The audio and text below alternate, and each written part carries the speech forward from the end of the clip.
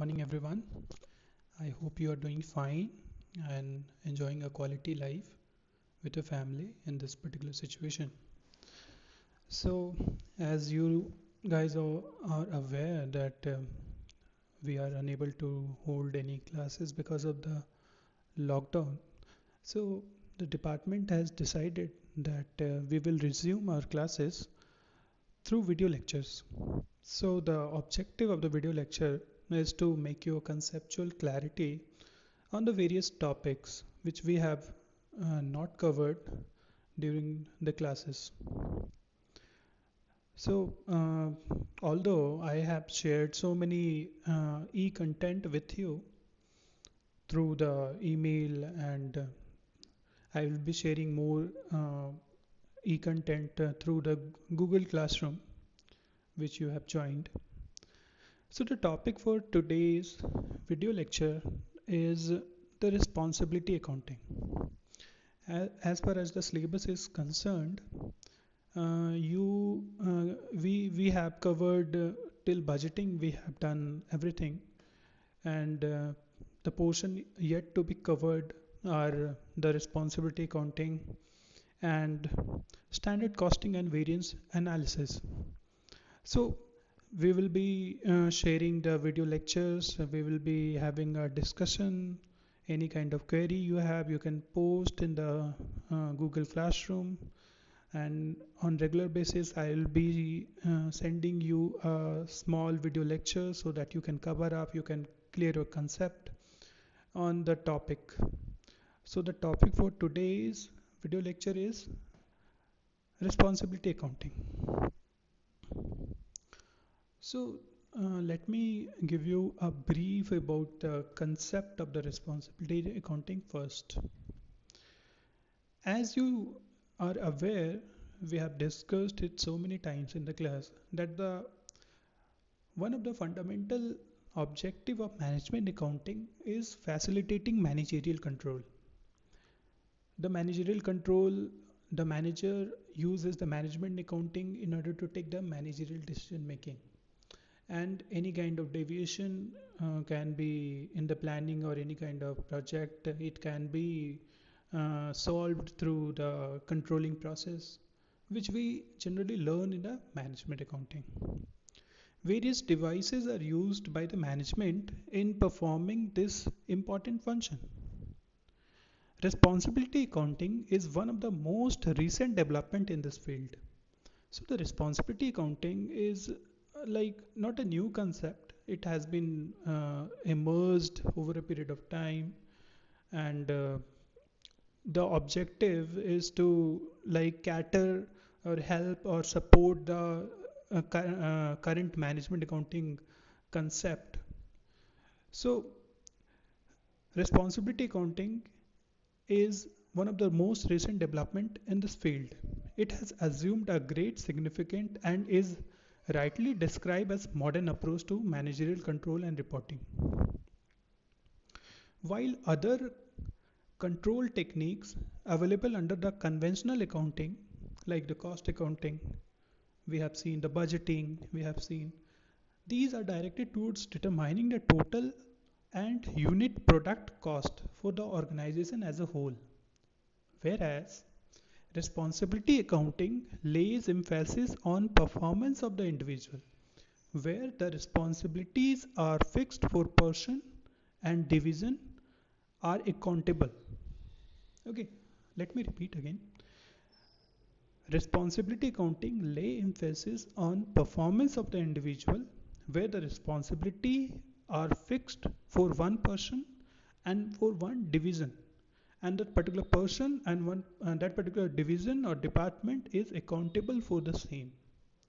So it is very clear that responsibility accounting by the term itself is like assigning the responsibility to a person or to a group of person or to a division or the department, and that particular person or the group of person or the division is made liable for any kind of deviation in their work. The concept of responsibility accounting is closely related to the System of budgetary control and standard costing. So budgetary control we have done, standard costing will be doing in the coming lectures. The system of costing like standard costing and the budgetary control are useful to management for controlling the cost. Okay, these are the traditional things which we have discussed. In those systems, emphasis is given on the device of the control and not on those who uses these devices. Okay, so devices means uh, the methods are being used which is being formulated by human beings. But focus of responsibility accounting is given on the person who has given the responsibility. Responsibility accounting is system of control where responsibility is assigned for a control of cost. Like any other management accounting concept, the emphasis is given on controlling the cost. And in the responsibility accounting too, we do the same. The person are made responsible for the control of cost. Ultimately, the controlling of the cost is the main objective of the responsibility accounting too, like any other method. Proper authority is given to the person so that they are able to keep their performance. For any kind of responsibility we are assigning to a person, we also assign the authority. We also delegate the authority.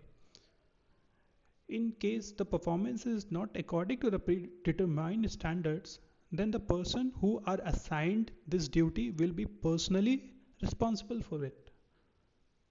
It is very simple that any person to whom we are delegating the authority and we are assigning the responsibility, and that particular person or a group of person or a department, whatever it may be, if the performance is not up to the mark or not up to the standard being set, then that particular person or group of person or division or the department will be held liable.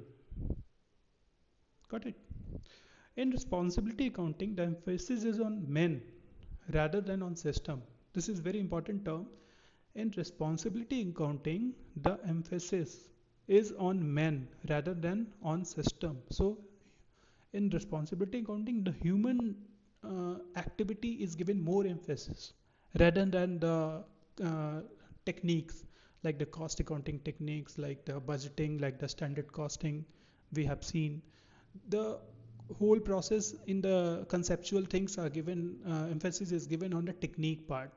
Whereas in the responsibility accounting, although these men will be using the same technology or the same terminology or the same concept, but who are made responsible?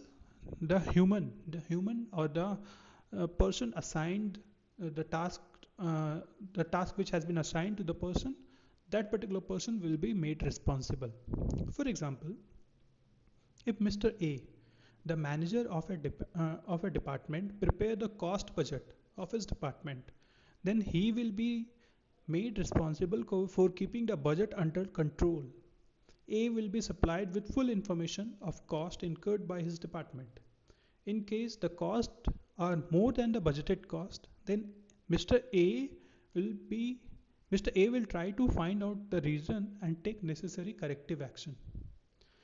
Mr. A will be personally liable for the performance of his department. So, from the basic example, from the discussion, we can come to the conclusion that the responsibility accounting is like a new modern technique which is being used by the manager, where the men are given more emphasis rather than the system, and the mm, objective is being set out, the standard is being made, and the person is given the responsibility as well as the authority are delegated, and the person is made responsible for any kind of deviation. So this is basically the conceptual meaning of the responsibility accounting. Now coming back to the standard definition, as you can see on the screen, according to Institute of Cost and Works Accountant of India, ICWAI. Responsibility accounting is a system of management accounting under which accountability is established according to the responsibility delegated to various levels of management, and a management information and reporting system is instituted to give adequate feedback in terms of the delegated responsibility. Under this system, divisions or units of an organization under a specific authority in a person are developed as responsibility centers and evaluated individually for their performance. So this particular definition is very comprehensive in terms of like all the aspects of the responsibility accounting in the concept part we have discussed. We can see the reflection of all the concept part in the summarized definition. So if in like anyone will ask you or in interview or in examination, the conceptual part you should be very aware of ki what is responsibility accounting and why the company are using the responsibility accounting. Moving ahead,